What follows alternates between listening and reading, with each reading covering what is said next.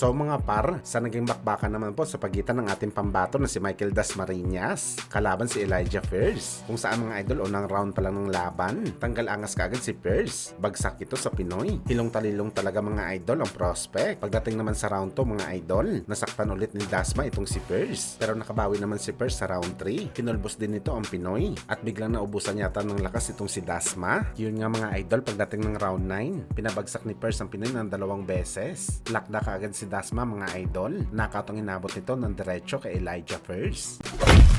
Samantala nagsalita naman po mga idol ang ating pambansang kamao Manny Pacquiao matapos kumalat ang rumors na posible daw sila maglaban ni Mayweather Jr. sa rematch. Ano yan ni Pacman mga idol? Hindi daw siya focus sa ganitong kwento lamang. Focus daw siya kung sino talaga ang kanyang lalabanan sa gitna ng ring. At ayaw daw nito mga idol magsalita para sabihin na maglalaban sila ni Floyd. Retired na daw kasi mga idol ang tao. Nananahimik na daw ito mga idol. Pero kung gusto daw talaga ni Floyd ng rematch, wag na daw nila sayangin ang panahon at ikasana ang laban. Pero gayon pa man mga idol, halos isang dekada na daw focus si Pacman sa rematch na to. Pero hanggang sa ngayon mga idol, hindi pa rin pumapalag si Floyd sa kanya. Kaya ayaw daw talaga mag-aksaya ni Pacman ng oras kay Kalbo. Well, matagal na nga hinihintay ni Pacman mga idol na mangyari ang pangalawang laban nito kay Floyd. At tandang-tanda pa natin mga idol na niya hindi niya daw nakikita ang kanyang sarili na labanan ulit si Pacman. Dahil kagaya daw ni Floyd mga idol, matalino daw ng fighter si Boss Manny. Si Pacman daw ang fighter na hindi daw dapat ulitin na labanan dahil meron daw ito kapasidad na gumawa ng game plan sa laban na pwede mo talaga ikatalo sa bakbakan, lalo pa kung marami na itong alam kay Mayweather Jr. So parang sinasabi lang nito mga idol kung gaano pala kadelikado si Boss Manny sa unang bakbakan nito. Mas doble pa ito kadelikado sa rematch nila ni Floyd. Dagdag pa dito mga idol, sinabi din ni Floyd na sa lahat daw ng boxer na nakalaban nito, si Pacman daw maraming patibong sa laban.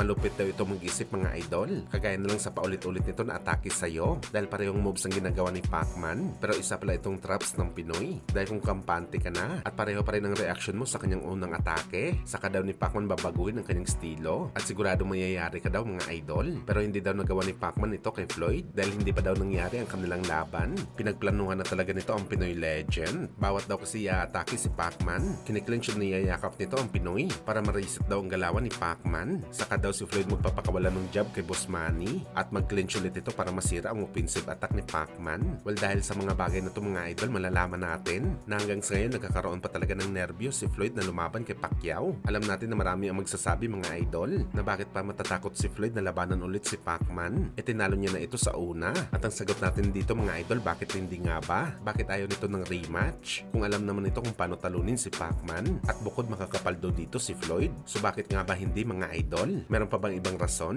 maliban sa nervyos pa rin si Floyd na lumaban sa Pinoy?